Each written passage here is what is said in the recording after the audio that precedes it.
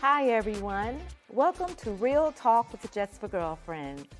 While we are really girlfriends, our name comes from an organization we all love and are a member of, Just for Girlfriends. I am so excited. We have a great show planned for you today. Thank you for joining us. We are glad you are here. Now it's time to think out loud. Angelique, what's been on your mind? Well, my thought for this week is pretty simple but powerful, and that's it is never too late to follow your dreams. I am so excited we are here. Can you imagine? We started J4G in 2017. Just Wow. a few women with our goal and mission is to help women embrace self-care, self-preservation by providing fun and unique and engaging activities. To where we are today on CAN TV, bringing conversations for the soul to surreal. Chicago, that's surreal. You can always reinvent yourself, do new things. This isn't our day-to-day jobs, but we're able to do this and have fun. And I want to say I thank you and love you both because we've been having fun with this. I just can't imagine what the rest of the rest of the year is going to bring us. Yeah. Right. And I want to thank you for the vision because I remember when you first brought up this idea. I know you were starting it informally, and immediately I was like, oh my gosh, that is exactly what I need. Busy with work and being a mother and a wife. Like intuitively that you need to take time for yourself, but who's going to look up what to do, when to do it, how to do it? So Just for Girlfriends, it's been a lifesaver for me. So I want to thank you.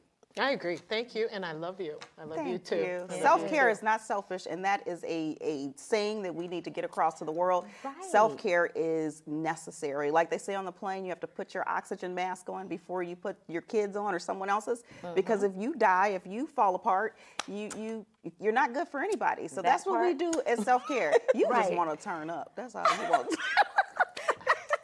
Every opportunity, right? And that's self-care. That's okay. That is true. Exactly. That is true. I mean, laughter is good for the soul. And even back in law school, we've been reprimanded for the giggles. We've been laughing together a long time now, yes. Yeah. So that's my talk out loud for this week is follow your dreams, have self-care, just let's do it. Absolutely. Robin, what's been on your mind? Really, just keep on keeping on has been my motto this week. I was talking to my beautiful girlfriend last night about how the things that are irritating you, they end up being blessings. And I think that happened immediately. And as I think about coming here to CAN TV, the opportunities that we have here, I've had some great things happening for me at work and in my personal life while they were irritating me, getting on my last nerves. I had a little bit of nerve left, but keep on keeping on, keep it focused on the goal. And there are ups, there are downs, there's ebbs, there are flows. And the one thing I like is I can send a text out to my girlfriends, I can send a text out to my family members. It's not a good day. Yes, it's not a good day, right? But they encourage me as well. So really, you have a goal, stay focused on that, and keep on keeping on. Don't get discouraged. Don't get discouraged. That is a great memory. And I mean, because they say, when things are going really, really tough, your breakthrough is just around the corner. Right. And that has happened, as you've seen. It happens all the time. So. Yes, because I was at my last nerve and I got a call. And I was like, look at here. And so I had to count it a blessing and say thank you and prepare for the next day to continue. And that message is most important for strong people because sometimes people just think that strong person can do it. I mean, you told me that yesterday and I was like, you know what? I needed that because today I was ready to throw it all in the garbage. That's true though. Yeah. People do not expect you to have those moments. Yeah. You have to check on your strong friends. Check on your strong friends. Check on your strong friends. Right. Absolutely. Right. Absolutely. So what's your thought, Michelle? Have you ever had a situation where you said, I'm turning into my mother? Man, Too often. Right. I have not had that one yet. So I'm just saying. Well, y'all on that one.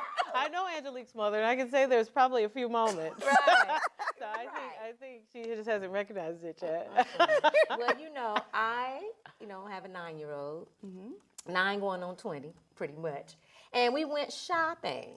And I remember, going school shopping with my mom, and she would veto things on that. No, that's too grown for you. And I used to think, oh, I cannot wait till I can pick out my own clothes. Well, let me say, I understand Sylvia right now. I'm telling you. Took Charlie shopping, and she's big for her age, so she can wear my clothes, frankly. Right, so right. There's no shopping in the little girl shop for her. So she's picking out things, and I say, you have to come out the dressing room. I need to see what you're putting on before we buy it. And let me just tell you, that's going back. All I'm going to say was, would it kind of look like her mama's clothes? I've seen pictures. Where they, I remember you sent me a picture of her in an outfit, and then I screenshot an outfit you had on and sent it back to you, and it was the same outfit. I was like, oh. it is the same, and they do mimic their mothers. The girls Well, I mimic have their to say mothers. she's 9, though. Yeah. And I'm good and grown. Yeah. But you know what, you do bring up a point, because when you have taller kids or bigger kids, they don't have age-appropriate clothes for them. They do not. And she huffing and puffing. I said, man, I was in her shoes. I can remember that, but I'm sorry. I recognize, you're not gonna like this, but you can't wear that. And it's hard. I was that taller kid where I couldn't wear everything that everybody else said. Yeah. And I would shop with my dad, so imagine what my clothes were looking like. My goodness. But Very it's chaste. Very. I was looking, like him. It is. Yes. Blazers and all. Oh, So my God, you get your grown man on. Yeah, I mean, I was looking like my father, but it was a challenge. It was a struggle. It was just so then when you have to go to school, you might hike things up a little bit more. You tie the shirt. So just know that could be happening anyway. That's a good point. You're right. Yeah. I think that's a new business. Find age-appropriate clothes for bigger girls and boys. That is so true, right? Yeah. And she is more developed, way more. I think, she's more developed than I am at this very moment. So, she's gonna have some issues. Unfortunately, right? My daughter had the same issue with shoes, because she had a bigger foot for her age, and we had to go to DSW, and she had on some 3-inch heels, and I said, you can't wear that. And she was like, but this is all that fits my foot, Mommy. What age was it? Like 10. Oh, okay. Right. Yeah. Charlie wears my shoes the exact same size I wear now at 9. So I guess, that's something that I'm going to have to do. I have to prepare myself. Prepare yourself to act like because to be your mother. To be your mother. And this is only the beginning, because she's only the 9. Right. So we still have middle school. We still have my high school, goodness. right? Well, Yeah. I'm so grateful that you guys are just a text or a call away. I call you at the moment, like, what do I do with this? This situation is coming up, because you both have daughters. So, Yeah. But I think that's the beauty of having that tribe. People always say it takes a village to raise kids, but I think it takes a village to get through this thing called adulthood. And so you have Robin, who has older kids, and then me with the middle, and then you with the younger. And so we're going through the phases, and we can help each other. So this is like communal raising. Absolutely. Absolutely. Oh my gosh. Right. Well, Adulting, parenting, everything, right? yep, this has been great. We'll be right back.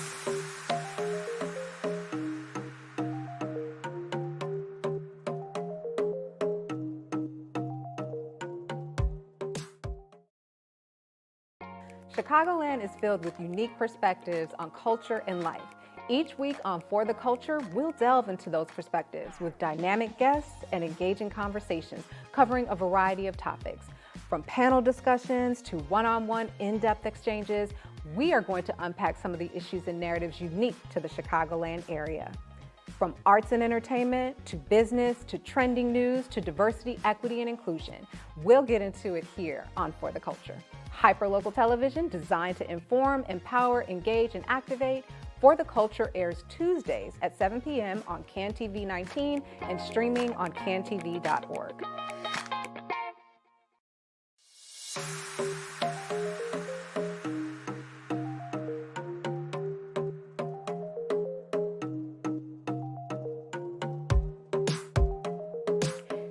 Cuffing season is right around the corner. According to Merriam-Webster, cuffing season is when you look for someone to keep you warm when it's chilly outside. It begins in October and goes through Valentine's Day, right? I have friends that have told me that it is hard to find somebody worth cuffing in these streets. Have you heard that? Well, our next guest is someone who is fed up and is ready to try a different approach. Welcome Kim Patterson, one of our very first J4G members, to the show. Welcome, Kim. So nice to see you. Thank you. We are so happy you are here, you know, to help us shed some light on what has been so hard. Yeah. What has been so hard about trying to find someone worth dating? Times have changed. You know, it's just a different season. I feel as if though the roles have changed to some degree. I think a lot of times the women are the breadwinners. They're more successful. The men don't want to be told what to do. There's often situations where, you know, the men don't want to be generous. Women want so much. Yes. So there's a lot of reasons that, you know, I feel like times have changed. Yeah, I think that makes sense, you know. And when you say times have changed, are you saying pre-COVID, since pre-COVID, or was it this way Oh, no, it's pre-COVID? since social media. Since social media. media. So Oh, social media has changed dating. Okay. I absolutely believe social media has brought on an aspect of inauthenticity. There's a lot of people. I guess that's what they say. Pretending. You're doing it for clout?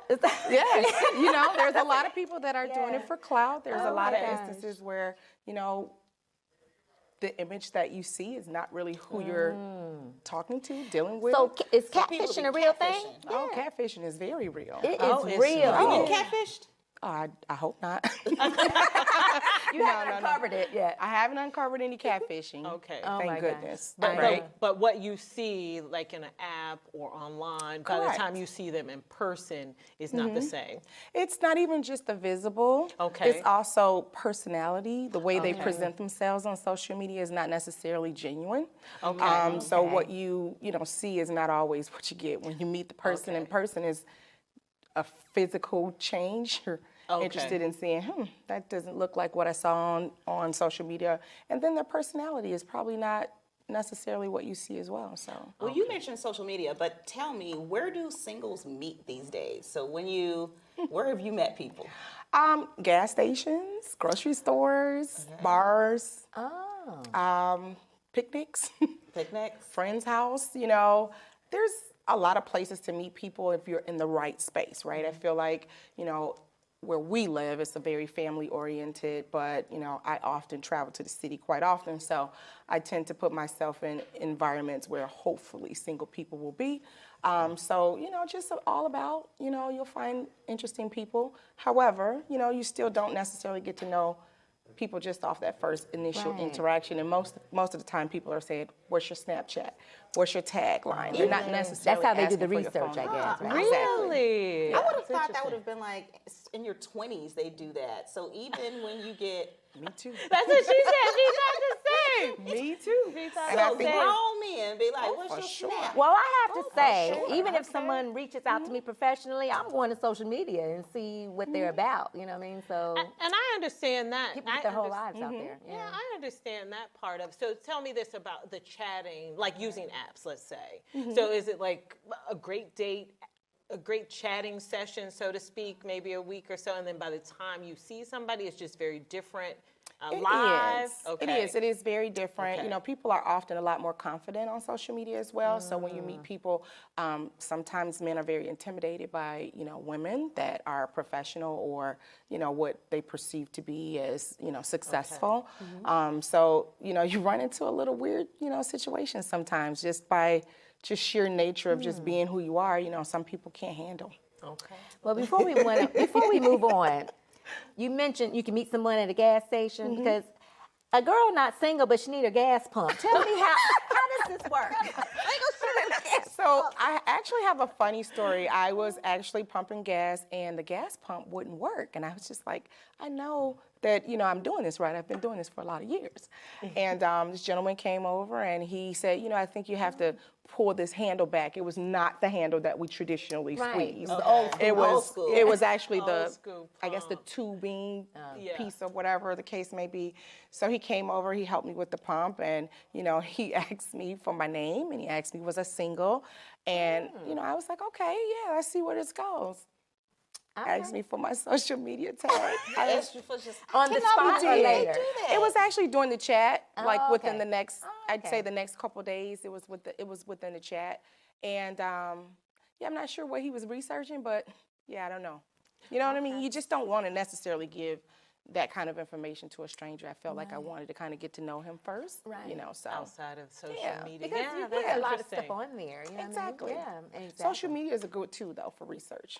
Oh, So men are credentialing. So they're Yes. quickly credentialing and trying to figure out who you are, what you're worth, all that good stuff. Instead of just getting to. So are you saying like the old school dating where you went to the dinner and you just talked and just tried to get to know each other? Well, the twisted lips tell me they don't do that no more. No, not in the same, capacity that we used to see. I feel like, more nowadays it's more like meeting up, hey, let's go meet up at this bar. It's not necessarily a kind of dinner, movie kind of thing. I think people are looking for more interesting dates or not necessarily willing to commit to spend the big ticket item at the dinner. So, sometimes So you're- dinner's a big ticket item these days. dinner comes be. with benefits for some people. Unfortunately, that's the time we're in now. So, So are we splitting bills? oh, I'm not, but but people will try. They will try to certainly. split the bill. Absolutely, I've had a gentleman say, "Hey, I've paid for this. I paid for this. You buy the drinks," and I was like, "Yeah, no, not doing it." Okay, all right. So it's different. It is hard out in these It's very streets based on different. what It's you're very saying. different. Okay. You run into, people that I'd say maybe considering themselves to be successful. They have a different level of arrogance, right? That you're not necessarily attracted to. So you find yourself wanting to just have more of a fun environment, and that fun environment oftentimes does not lead to where you want to go. to the date, yeah. Okay. So that is a quandary. Yeah. It's a thin line. And Are going you? to have fun and then going where you can actually meet a potential mate. Yeah. Exactly. Right. So are you finding friends if you go on dates? Are you finding guy friends? Then? I do. I have a lot of gentleman friends, and Okay. you don't know if they're really intending to be your friend, but I don't know if I'm friend zoning them or they're friend zoning me. But I definitely have instances where I feel like it's more of a friendlier conversation than it is Okay. a romantic or intimate conversation that you want to have with someone. So when you first meet someone, what attracts you? So we got. I'm assuming that there are men out here watching, Yeah. and we want to tell them, how to get themselves ready for this beautiful, successful woman that tends to walk past the grocery store. What attracts you about a man? I think I love confidence. I love a great smile. I love a man that's certainly polite. I think a man that's considerate and, charming, funny. I love just someone that's personable, right? This is good to know as a mother with a son. You know what I mean? Absolutely. What is going to make him more marketable? My son told me that, all you have to do is be tall. So I don't think that's enough. for sure, for his age group, it's probably all it takes. that's But, okay. for serious women who are Right. dating for a reason, that's not enough. You got to come with a little more, right? Exactly. Yeah. And you are dating for a reason. Oh, absolutely. Okay. I feel like at this point I'm dating with a purpose. Okay. Yeah. Okay, so let's talk about that. What does that mean? Dating with a purpose. Well, I feel like for many years in my younger days, I spent a lot of time just having fun, not really having real expectations, not having real any requirements. I didn't necessarily want to get married initially. It was just something that kind of fell upon me. And then once I got divorced, I certainly wasn't interested in getting married right away. So I was just enjoying life. But now I'm looking for a real companion, a serious commitment. Right. It may lead to marriage, may not. I don't necessarily have a preference, but it can't be a play toy type of environment. Right. Right. But I love the word that you said, companion, because that's really what all of this is about, is people looking for companionship, someone that you can travel with, that you can go laugh with, that you can that could be just have fun You want to with. be able to let your guard down, right? It's hard being guarded all the time.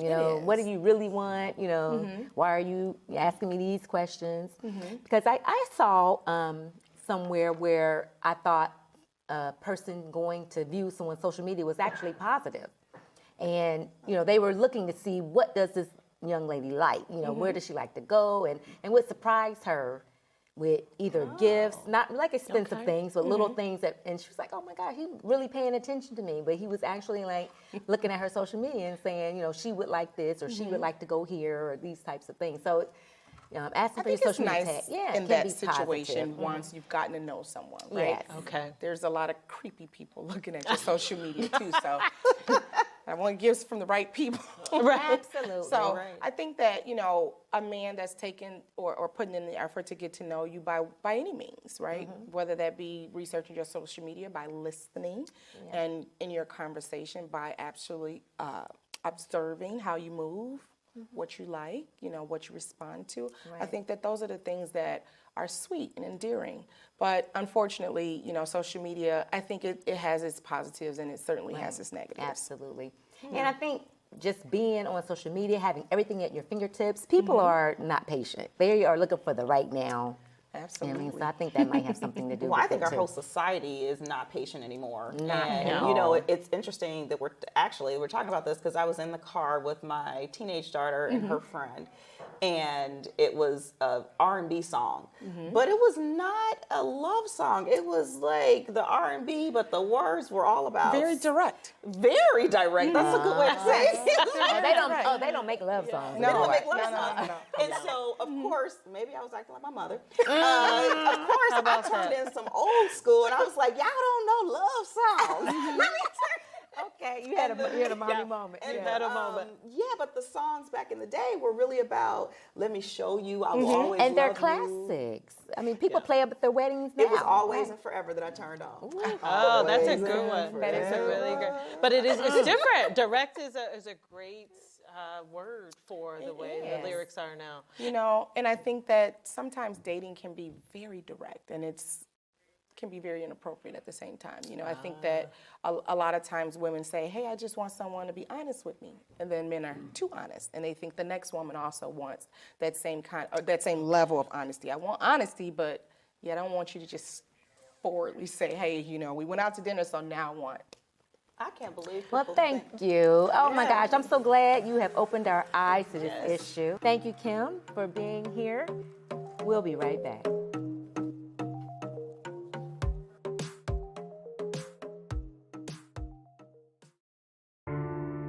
I'm Sufyan Sohel. I've spent my career combating hate and fighting to protect the civil and human rights of marginalized communities. People in our own backyards are hurting.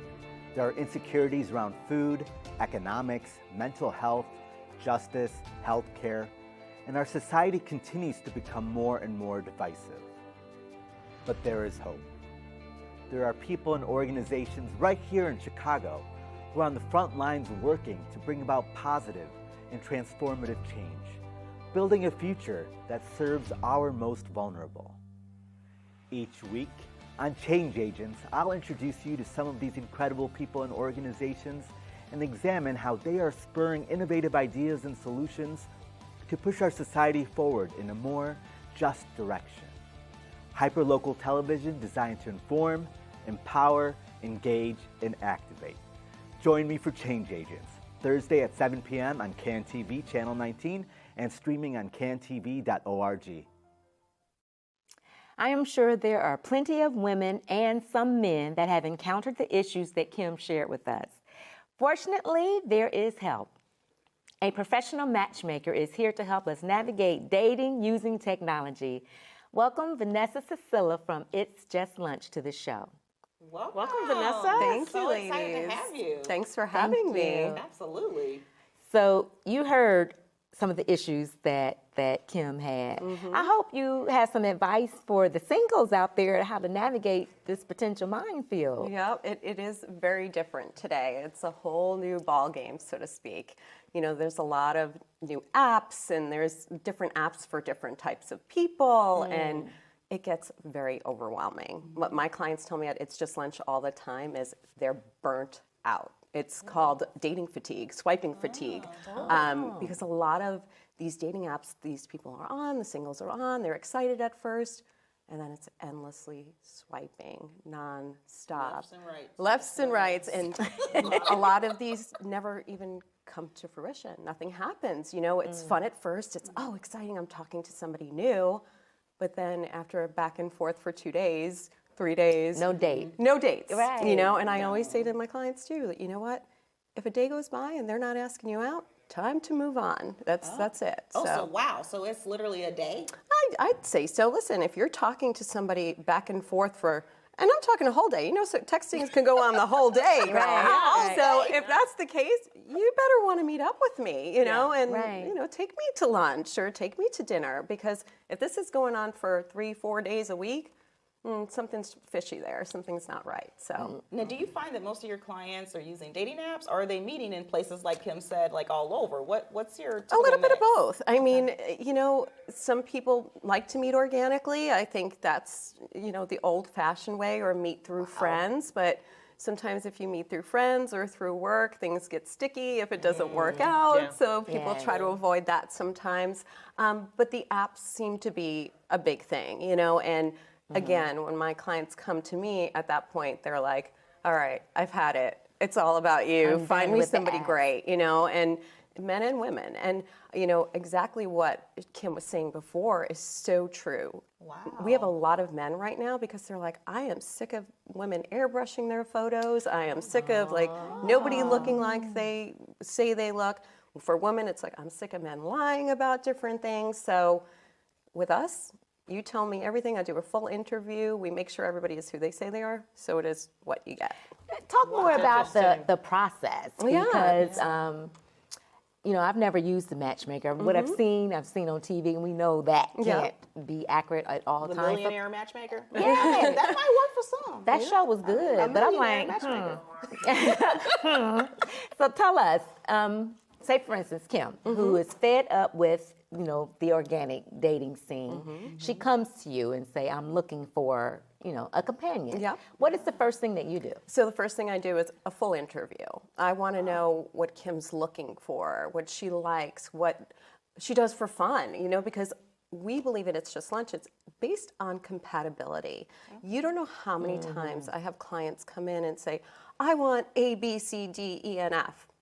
They don't end up with that at all, because we're basing it on common interests. And then they're like, okay. wow, never thought I'd end up with this person, and now I'm marrying them, So it's not about what the person looks like. It's not visual, it's what's inside. And, with women, sometimes it's the height, or sometimes it's, facial hair or hair on their head, So do they come in and say, I want a man that's 6'2"? Oh, yeah. That Oh, makes yeah. $500,000. Of course. That has 1.2 dogs. And, blah, blah, blah. And then you say, slow down. Yeah, or I'll say, I have a man that's 5'10", has 3 cats, but you're gonna meet him. Right. And are you interviewing them in person, or are you No, we virtually? do on the phone, and then Okay. I meet all my clients virtually after their first date Okay. also. So it's really wonderful to hear what they say about the first date. After every single date, we get feedback from both sides, which is wonderful. You know what? Vanessa, I loved A, B, C, and D, but next date, let's work on E and F. And we do that after every single date until we get it right. That sounds Oh, wow. great. That's That is really a good. lot of personal This attention. is a Yeah, a lot lot of- different than when I was dating. And you said common interest. So is that a mind shift for a lot of your clients? Because they do have that list of heights, salary, that sort of thing, and really to focus on those common interests and not the physical. 100%. I mean, you have to understand my youngest client is like 23.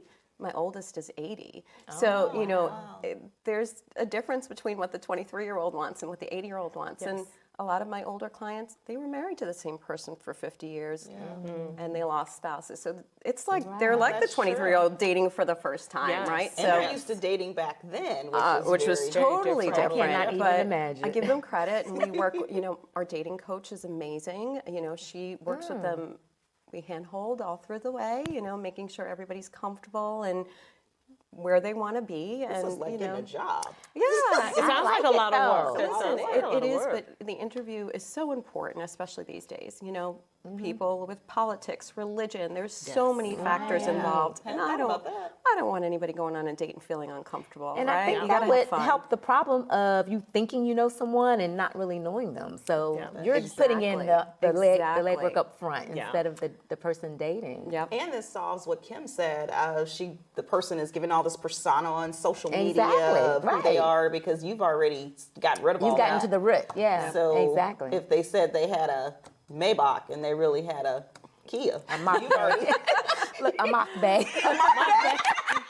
You've already Yeah, we know.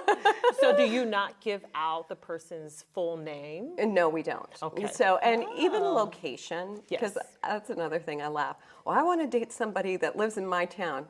You know what? If you're supposed to date them, you'd already meet them. So let's venture out a little bit, right? I'm not asking anybody to drive 2 hours, 3 hours, but you know what? We got to venture out a little bit. And Yeah. that's important. You know, we have to open people's horizons and open their eyes a little bit. I think that's an important thing. So is it local, regional? So we do have a bunch of locations. Okay. We're the flagship office here in Chicago. Okay. So yeah, we're really proud of that, and we're privately owned. And my team are together every morning for an hour and a half. I match all of my clients. And I have my client advisors. They book all the dates. They get the feedback, and we do it as a book the team. And dates? it's really great. I don't. What is so important to us is nobody's going into a queue, you know, oh, I got to match Sally with John, or they're up for matching. Okay. We bring new clients on every day, and we match them ourselves. It sounds like a fun job, actually. It does sound like to a get nice to fun meet job. people and match people. How and then many watch wedding them fall in invitations love. do you get? A lot. I know they want you to I come, always right? say, like, who doesn't want to play Cupid, right? It's the best job. It's so rewarding. It's like delivering babies. That's a great job. It really yeah. is so rewarding. It really is. And especially for that 80-year-old that lost his wife, his love, and or the 23-year-old that's never dated before. You know, Right. there's so many different things that Right. Yeah. are just rewarding about it, truly. Now, who pays for the dates? They get separate checks at the end of the date. Oh, So yeah, we never So no want anybody pressure to feel, there. no Yeah. pressure. And we set it up for easy. A cup of coffee or just cocktails and appetizers after work. We don't want anybody to feel obligated to sit through a 5-course meal, right? Right. Like that's not what it's all about. Sometimes it leads to that. Sometimes they want to do a dinner afterwards. meal, But yeah. you know, we set it up for easy, something light. My clients normally at the end of the date will exchange numbers, and then Okay. we could set up the next date for them if they want. But normally everybody's adults; they kind Yeah. of chat a little bit and do it on their own. So So there's no are there first date rules that are given? No. You Okay. know what? Everybody, listen. It's an investment, right? Mm-hmm. Everybody's invested here, and they want to be there. There's So that's good, nothing yeah. off limits. And I give a Okay. bio to all of my clients before they go on a date. So you'll know if they're widowed or if they have kids. So you want to talk about those things, right? That's important. It might be your potential future husband or wife. You know, you want to know those things. For sure. So Do you do dating coaching? Because sometimes I Yes. feel like, can you talk about that? the coaching is amazing. We have a coaching expert who has been with us for over 15 years. Her name is Jolene, and she is just amazing. And my clients that use her are the ones that end up in a relationship quicker, honestly. Oh, really? I Okay. always use the analogy, right? You don't go to a gym after not working out for years and not get a personal trainer, right? You have all this equipment there and you don't know what to do with Yeah. it. And yeah, she really is the best. And I have clients that even use her after they get married through us. Like she's a You life know, coach, and it's really, really a That's wonderful crossed thing. my I like mind. that. I mean, you can always use a dating coach Totally. even if you're dating Totally. your spouse, And, right? and it really is. It makes you see things in a totally different light. And date, like to kind of dissect the date, because you might think this was a great date, and then you look at the feedback from the other person, you're like, oh gosh, was I really picking my teeth, or was I doing this or that? So you know, just to point things out that you don't that's realize that you're interesting. doing. I really like the dating coach for married do. people because Yeah, I you get really so like that. after being together, you what And else is after there kids, to talk about? right? Exactly. We talked about everything. I know. Or And to do. You've done a lot of Yeah, things you've done as a lot of well. keep Yeah. it interesting. In I this love day that. and age, everybody needs a coach for something, Something, right? I mean, yeah. that's We need is multiple true. coaches. yeah, actually. exactly.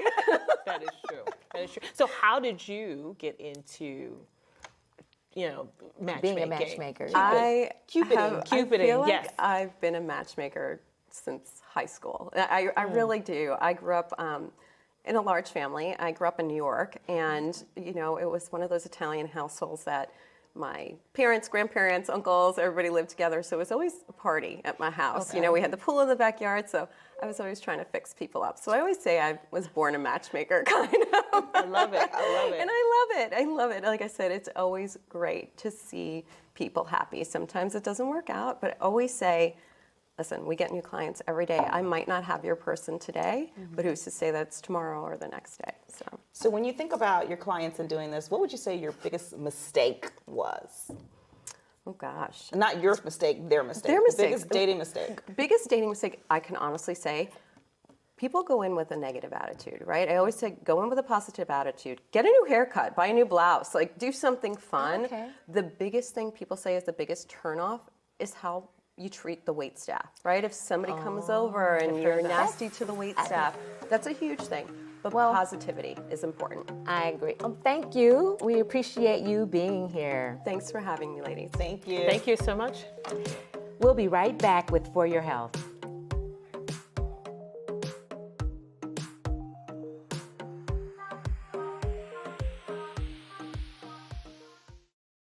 Hi, I'm Darius Hillman, Executive Director at CAN TV and host of the new CAN TV signature program, In the Arena.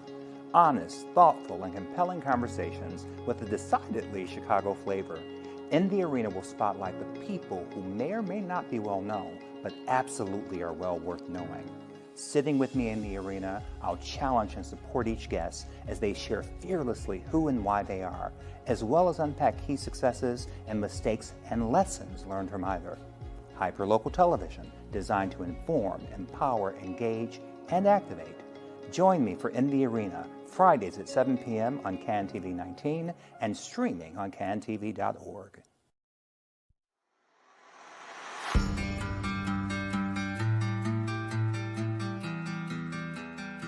It is time for Your Health.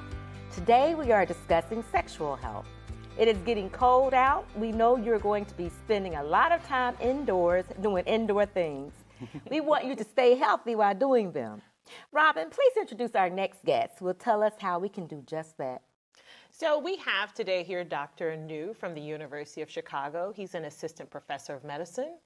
He wears many other hats as well. He's the director of Infectious Disease Fellowship Program, medical director of UCM Sexual Wellness Clinic, and a director of STI Services of Chicago Center of HIV Elimination. And so you're here to talk to us today about some lesser known STDs. And we're just glad to have you here. So welcome and for us to talk about this important topic. Yeah, no, thank you for having me. Welcome. Yeah, Thank yeah. you for being here. Yeah. Well, I have to just get this out right now because what's up with this monkeypox? Yeah. Tell us how, am I in danger just sitting here right now? I mean, how do you really? I don't know. I need Well, to if know. you're in danger, I'm in danger too, I need right? to- exactly. I mean, I think it's some facts about monkeypox in general. So monkeypox has been around for almost half a century. So it's not like COVID, which was brand new and we didn't know a lot about it. It's been endemic in parts of West and Central Africa since that time. And we've seen certain small outbreaks outside those areas, but this is obviously the largest outbreak that we've seen. What's different about this outbreak from before is we're seeing it largely driven through sexual networks, and specifically sexual networks of certain populations. And so right now, what we're seeing it spread is potentially sexually transmission, but also through direct skin contact, which happens when you're intimate with someone or having sex with someone, obviously. And we're seeing it largely in gay and bisexual men who have sex with men populations. So it doesn't mean that it just affects them, but right now they're disproportionately impacted, and so a lot of our interventions are focused on this population to keep them healthy. So no, you're not at risk of getting monkeypox in this studio at this time, no. Okay. What about hugs? Hugs are fine. So again, the transmission really we're seeing happening with prolonged, sustained, direct skin-to-skin contact and potentially even some sexual transmission as well. What about a massage? Yeah, it's a good question too. I think what ends up being potentially more risk would be if someone who has active lesions is getting a massage, being potentially at risk to their masseuse or whatnot. But again, we've seen unfortunately almost 40,000 cases globally, and none have been linked to like occupations or healthcare settings, et cetera, like that. Again, almost 98% of the cases have been directly linked back to sexual contact, and that remains the primary way that we're seeing the spreading in the population. Oh, okay. Yeah. That's great information. That is good to know. That's So when someone has, the things we've seen, they've been trying to scare us with on TV, is that when they're contagious? Yeah, so the contagious, from exposure to when someone has symptoms is what we call incubation period. And during that time, someone isn't contagious. But when someone develops symptoms, that's when they potentially can be contagious and can potentially transmit the virus to someone else. That is, I need to know that. Okay. Yes. Yes. Yeah. And then if they are contagious, how long do they have to kind of hide away? Yeah, or the get isolation. treatment? Yeah, exactly. The isolation is as long as the lesions or the skin rash remains evident, which can be a long time in some cases. We've seen it as long as 4 weeks that folks need to isolate until the lesion completely heals and then their scabs over and the new skin is underneath. Yeah. They just had something on the news the other day saying that monkeypox could be spread to pets. Yeah. They had that on the news. Yeah, so there's a case report in France that saw a dog actually get monkeypox from their owner, and which again we can see this virus spread from human to animal and back to human, which is why we also recommend isolating from your household animals if you do end up getting monkeypox as well. Oh, that, and you know, they are scratching. Oh, that is. Well, because Yeah. you hug up with your You pets, hug, your pets yes. are Yeah, your babies. yeah, That's right. exactly. So- Yeah, That's right. yeah. So it can be really lonely during this isolation period. So again, Yes. trying to figure out other supportive services that are required for folks who are suffering from monkeypox, et cetera, is part of our city's initiative to stamp out the disease and to really contain it. Oh, that's awesome. That's awesome. So I know there are other STDs, like people know HIV Yeah. and maybe gonorrhea, but I know there's some other STDs that could potentially be Yeah. cause serious health concerns. Yeah, I always say this. I say sexual health is more than just the absence of disease. And so while the work I do is all related around STIs and infections and controlling, preventing infection, it's important to know that sexual health is way more than just that. It's really thinking about someone's holistic way of how they're enjoying themselves, if they are having a good time, if their sex life currently is consistent with what their ideal sex life would be. And STIs play a role in that, obviously, but is not the whole picture. Other infections that we have seen on the rise, particularly in Chicago and certain zip codes in Chicago, are things like syphilis and chlamydia itself are disproportionately impacting certain populations of both, of all folks, but disproportionately impacting largely young people, again, gay and bisexual manifest men, as well as Black cisgender women. So again, we're seeing these rates rising in certain communities, and so it's really important for us to have targeted messaging, and then going back to having a better understanding of what sexual health means to folks, because I think us as a country, we don't always do a great job explaining sexual health, particularly to younger folks as they're going through puberty and whatnot. It tends to be very stigmatized, and a lot of the work I do is trying to reduce that stigma and just normalize getting screened, normalize getting tested, and normalize notifying your partners if you do have an infection. So you bring up a good point because we just heard from Kim who's dating, and then we heard from Vanessa who's from It's Just Lunch. So what do you have conversations with your patients on how to have that sexual conversation with a new partner? What does that look like? Yeah, I think I think COVID has really shown us that it's important if you're dating in COVID, particularly when there's all the restrictions and whatnot, of having to have open and honest conversations with your partners, being like, hey, I'm comfortable doing this. What are you comfortable with doing? And making sure that you guys are both on the same page and you can understand it and likely have probably a better relationship or something to go off on because you've had that conversation. And I recommend it to all my patients. I mean, sex is all about trust. You're trusting what they're saying, they're trusting what you're saying. So having open and honest conversations around it at the very beginning is important. I think because of this stigma, it makes us feel really awkward talking about sex and whatnot, but it really shouldn't be the case. And the more that we can talk about it, normalize it, the less stigma is attached to it. So I always tell my patients, particularly those that potentially may have gotten STI and feel really down or in the dumps about it, I'm like, you're doing the right thing by coming, getting screened and getting treated. That's the right, you're taking care of your health. You're doing the right thing. And in the future, think about having these kind of conversations with your partners and then figuring out what's right for you when you make your own sort of calculation of what's okay with me and does that match up with the partner I'm with right now. Yeah. And would you suggest everybody getting screened at a certain amount of time per year? I'm all for screening. I'm Okay. knowing your status is so important. I think if you're sexually active, getting screened for STIs at least twice a year is really important. Okay. I think, again, I'm all about sort of normalizing. You shouldn't just be getting screened if you're having symptoms or you're concerned. You should, if you're sexually active, it should be part of your, again, general health. Sexual health is such an important part of your overall health. It's not something that's just put in the corner that you just worry about when you maybe have a symptom or whatnot. It should be something that's in the forefront as you're talking to your provider, and make sure you feel comfortable with your provider. And if you don't feel comfortable, find a new provider. That's Right. true. Yeah. And so do you recommend screening for single and married people?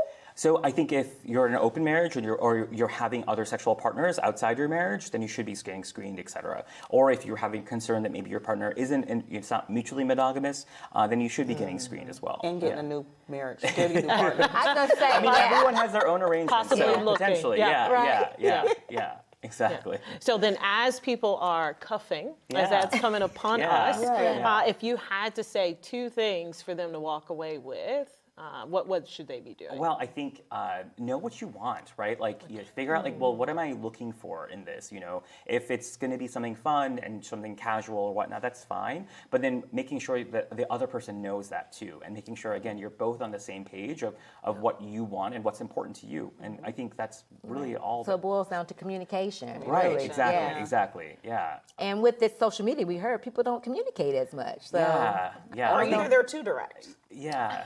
yeah. Or they're not telling the truth, right? Like, They they got multiple partners. You need to get screened.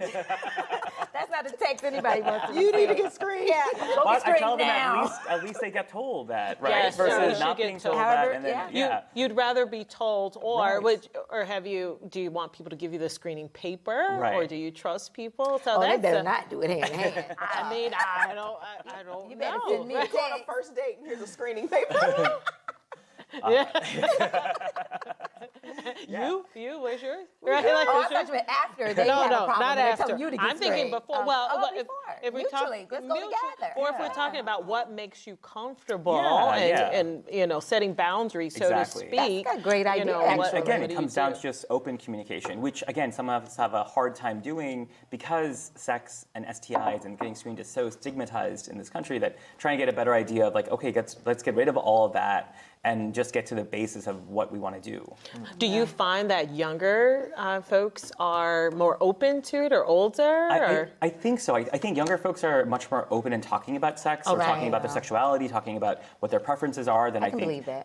Older folks are. I mean, I'm a millennial, and I have Gen Z friends who I'm like, oh wow, like if I wish I was this open when I was like in my 20s and whatnot. That I felt like, again, and it's part I think of us reducing the stigma around STIs, just around sex itself. Right. Yes. That's great. Well, thank you, Dr. Anu. Thank I mean, you. we've learned a lot of things. We appreciate you being here. Yeah, thank you for having me. Thank you so much. Thank you so much. Coming up next is Girl Chat.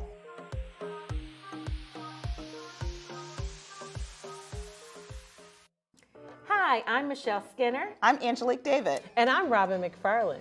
You can think of me as the Beyonce of the group. Each week, Real Talk with Just for Girlfriends will serve up fun, facts, and real conversation for the soul. We'll be joined by an incredible array of guests exploring issues and topics designed to enlighten, entertain, and sometimes even unnerve. Real Talk with Just for Girlfriends airs Mondays on CAN-TV 19 and streaming on cantv.org. I'm dressing to the nines. You know I like to shine. I like to leave an impression. I like to. Are you ready for Girl Chat? I'm ready. Let's do it. I read this on social media, and I couldn't wait to see what you would do. So here's the situation from the woman's perspective. A young lady went on a date with a guy. He reached out to her on social media. They went on their first date. She, didn't really feel, like they would go anywhere. So she texted him the next day and said, you were a wonderful guy. I really had a good time. But I think we should just be friends.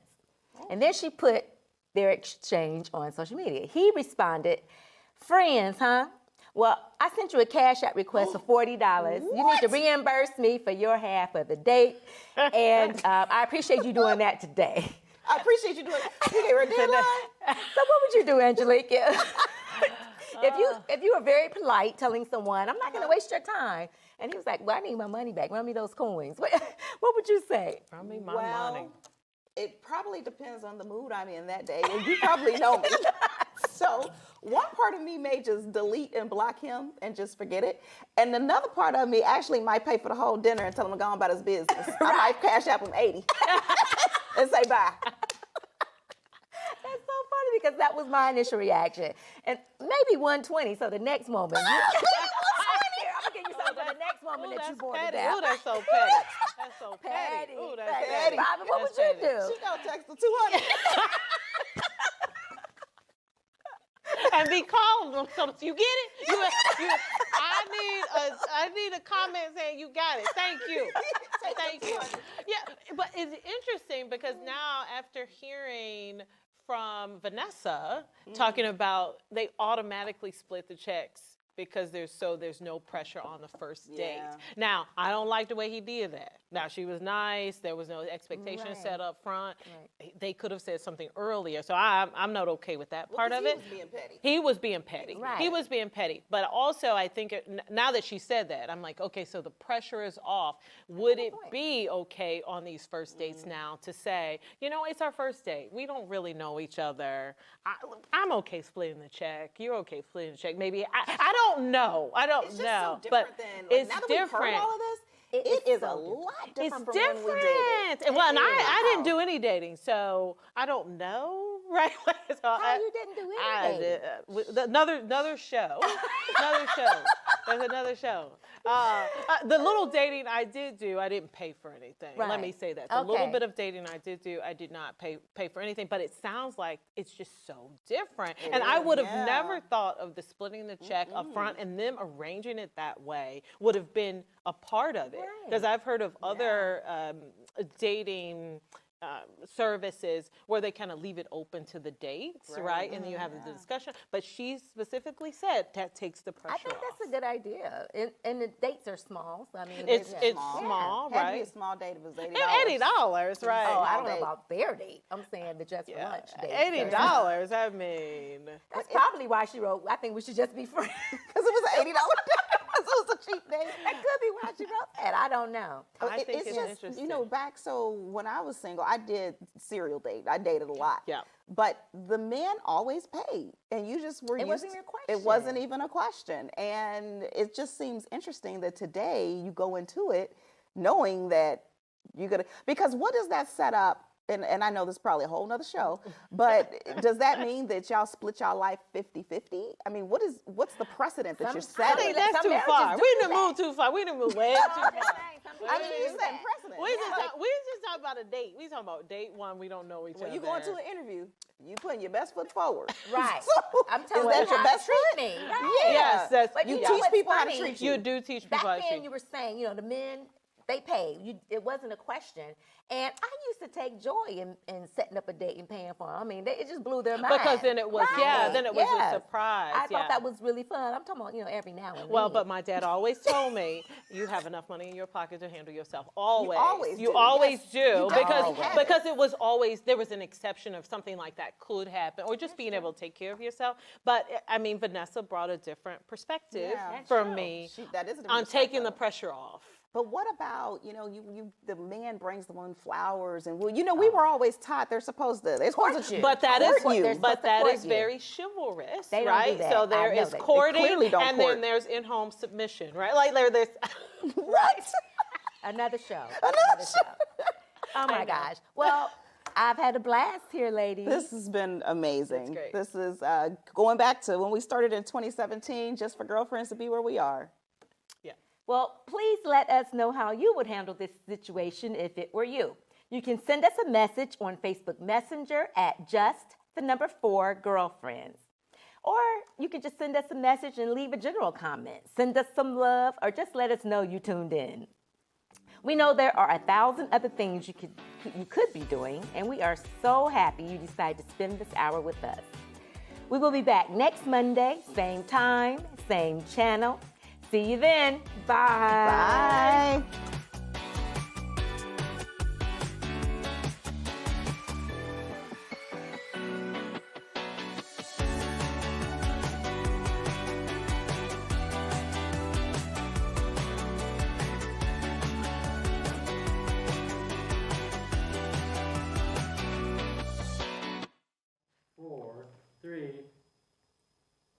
Hi, I'm Michelle Skinner, inviting you to join me and my co-hosts, Angelique David and Robert McFarland, for the series premiere of Real Talk with Just for Girlfriends, when we will be joined by dating expert Vanessa Cicilla to help get us all ready for cuffing season in Chicago. And Dr. Anu will be here to help. I messed up too, though. Can we start over? I'm so Okay, sorry. one more time. We got it this time. We got it this time. Yeah, did it say delicious? Did it say delicious? I didn't know if it said delicious or delightful. Beyonce, if you can get Michelle like that. Michelle, what am I doing? Oh, she called you Michelle from the group. Oh, like, what am I doing? Filling out the character I got you. You at least Kelly. You at least Kelly. You at least Kelly. You a strong Kelly. I think she's got it. Oh, she's-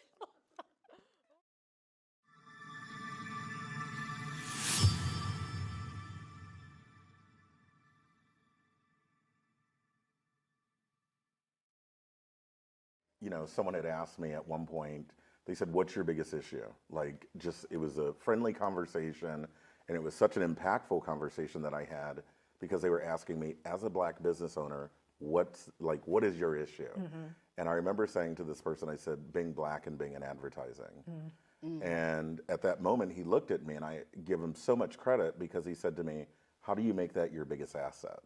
Wow. Which was very powerful to me. And I remember coming back in the next day and getting everyone around a table and then saying, what do we do? How do we shift this? How do we change? And it actually energized me. And so that became my focus, right? Like, how do we make who we are, like you're saying, culture curators? How do we make that our best asset? And I leaned into it because, you know, there was a lot of narrative around Black business that we're not going to be as, you know, good in what we do. We won't create at the same level. You know, you're going to have issues with things in process, and that's not the case at all. Right. And so I did lean into it, and you know, it's a proud moment to actually have when you look back at it to say, you know, I owned it. It is mine. I'm still owning it, and now I'm bringing people with me as I own it. Yes.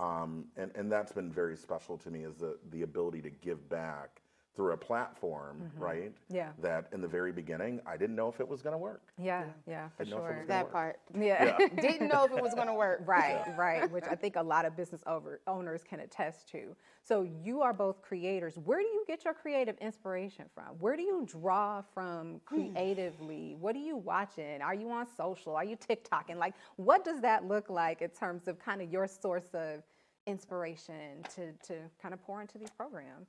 Whew, these Gen Zs are keeping me busy, okay? I am an older millennial, and, you know, 10, 15 years ago, just being on top of trends, staying on top of things was great because I was in the mix. As we grow, right, and, you know, as I mature, staying on top of trends, being educated and informed is still really important. So I am on TikTok. I may not always post, but I'm looking at what's trending because when we work with our clients, they're looking for the things that's trending so we can leverage that to grow. So, you know, I'm in the shade room looking at news and speaking of news, it's changed and it's changing. We get a lot of our news from the internet, from social media now. So, you know, just staying in the know is just really important, and I enjoy it. I'm challenged by it, but then I also have team members who are more in the know than I am, so they also help to keep us informed. I think that's a key point, right? Your team. Right. Huge, right? So the company you keep definitely help you stay on trend. Yeah. Teamwork makes the dream work. Exactly. Yes. Exactly. Yeah. But I honestly say one of the big things, and I hate to bring up a sad situation, but I know we were talking about a little bit in the back with the George Floyd murder, essentially, that shifted a lot of advertisers wanting to make a statement. Right. All of these commitments had existed prior to that, right? But no one was really doing anything. Right. And I love the fact that those who put black squares up and then didn't do anything, right, still, that they were called out, right, for not doing anything. Yep. And so, to me, we have to first acknowledge, and in advertising anyway, as an industry, we are working in an industry that was not designed for us.